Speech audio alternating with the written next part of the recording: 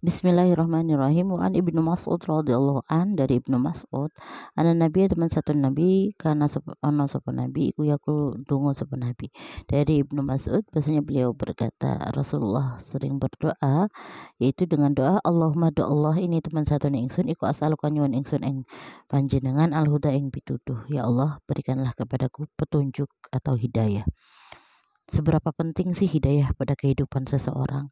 Teman-teman, hidayah atau petunjuk dari Allah itu sangatlah penting. Bahkan Rasulullah menjadikan hidayah itu sebagai salah satu doa, ya, atau yang diminta oleh Rasul agar selalu mendapatkan hidayah. Karena hidup ini kalau bersama dengan petunjuk Allah, maka kita aman, teman-teman. Jadi segitu pentingnya hidayah. Hidayah itu tidak harus kita tunggu, aku mah belum dapat hidayah, jangan gitu.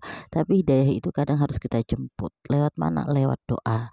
Minta sama Allah supaya selalu mendapatkan hidayah, petunjuk, ya.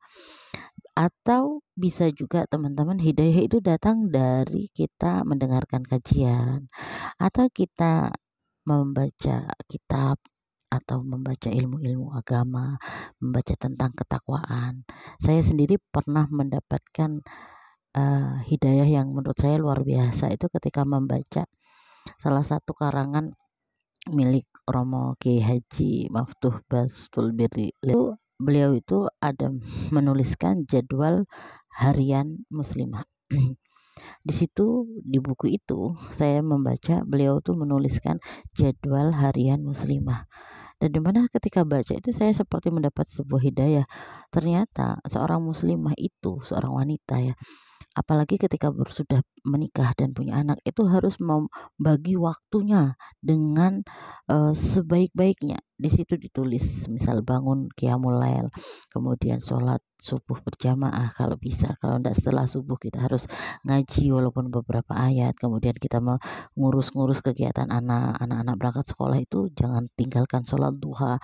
Kemudian saya lihat beliau di situ sisipkan waktu untuk menambah ilmu. Seorang wanita itu harus memiliki banyak ilmu.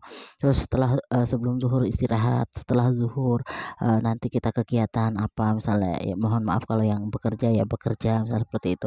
Tapi di seorang muslimah itu dalam setiap waktu setelah sholat atau setiap harinya itu harus ada sisipan waktu untuk menambah ilmu. Bisa dengan membaca kitab-kitab atau bisa mendengarkan kajian-kajian. Karena ternyata hidayah itu penting sekali. Bahkan Rasulullah saja menjadikan salah satu doanya yaitu minta mendapatkan hidayah dari Allah. Nah, gitu. Kemudian watuko, dan Rasulullah juga minta agar diberikan selalu ketakwaan.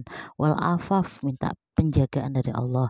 Dan yang terakhir wal ghina, ya, dan Rasulullah minta diberikan hati yang kaya.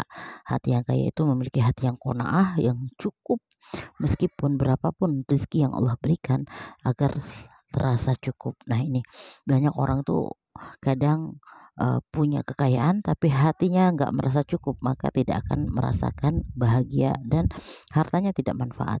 Orang yang hartanya manfaat itu ketika di dalam hatinya sudah memiliki rasa keghinan nafsi, kaya hati. Jadi berapapun rezeki yang Allah berikan, bahagia aja, hatinya itu bisa menerima.